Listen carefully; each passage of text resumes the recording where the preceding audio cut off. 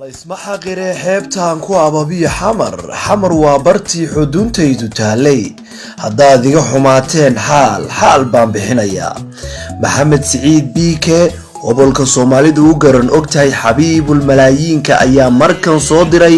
dambaal duco iyo xaal marin daadiinayso biike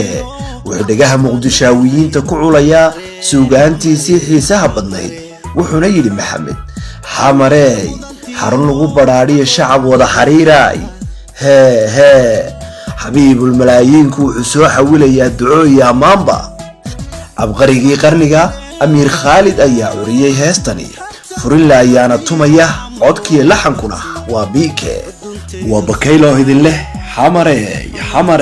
xamarey xaal marinta qaado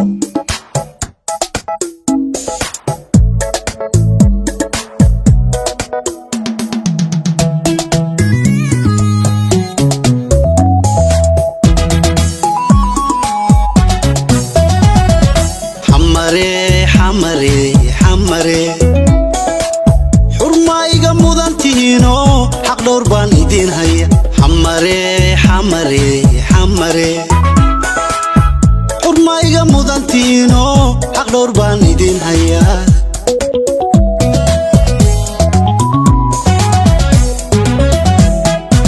la isma xaqire xabtaan ku ababiyo xamar waa barti xuduuntaydu taalay haddaad iga xumaateen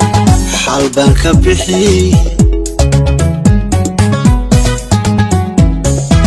la isma xaqire xabtaan ku ababiyo xamar waa barti xuduuntaydu taalay haddaad iga xumaateen xaal baan ka bixi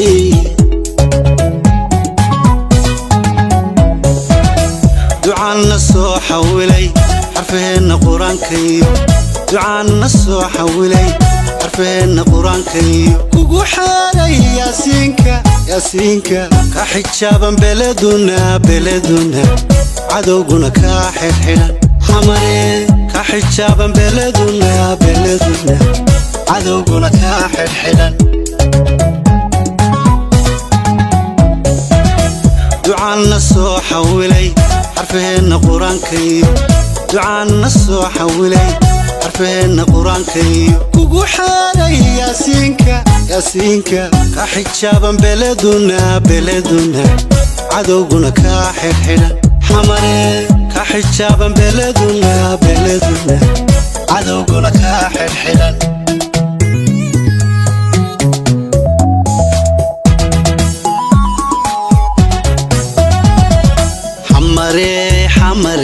xamare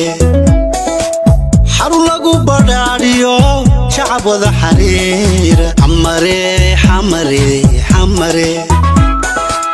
xarun lagu badhaadhiyo shacab wada xariira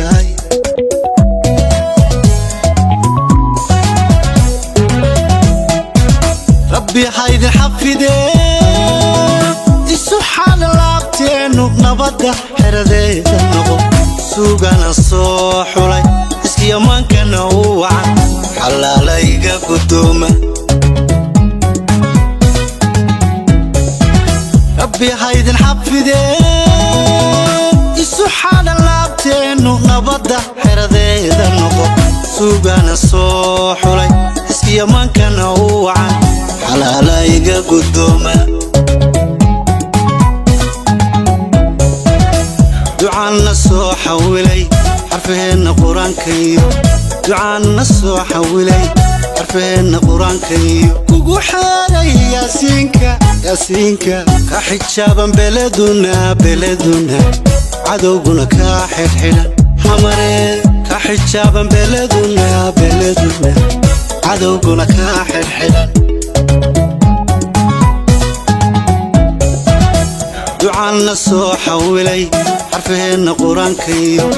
ducaanna soo xawilay xarfaheenna quraankayo kugu xaaray yaasiinka ka xijaaban beleduna cadowguna ka xidhan xamare ka xijaaban beleduna cadowguna ka xidhan